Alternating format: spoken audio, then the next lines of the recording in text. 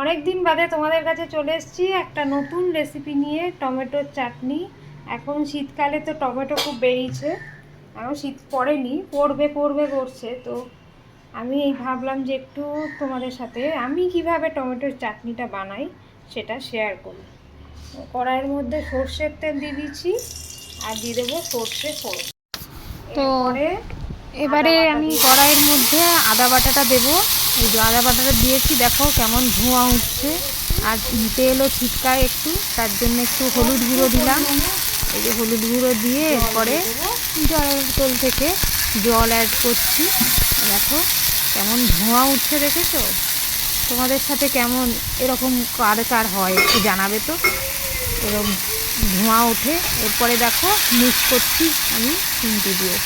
এরপরে এই টমেটো কাটাগুলোকে এরপরে অ্যাড করে দেবো কড়াইয়ের মধ্যে, অ্যাড করে দিয়ে এর মধ্যে এবারে মিক্স করে নেব এই মশলাটার সাথে, আর একটু করে কেটেও নেব যাতে ভালোভাবে মিক্স হয়ে যায়।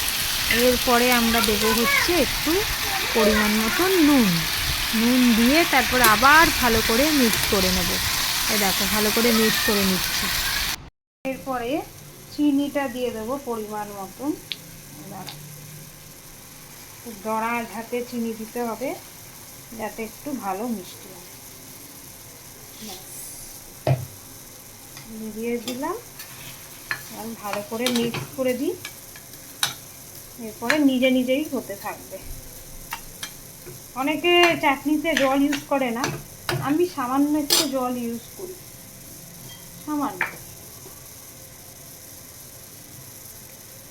ব্যাস, এবারে এটা হতে থাক, হয়ে গেলে তারপর আবার তোমাদের সামনে আসছি। টমেটোর চাটনি প্রায় রেডি আমার। এই দেখো অনেকটা হয়ে এসছে। কার কার টমেটোর চাটনি খুব ভাল লাগে? আমার তো খুবই ভাল লাগে। টমেটোগুলো সিদ্ধ হয়ে এসছে, এরপরে নামিয়ে দেবো।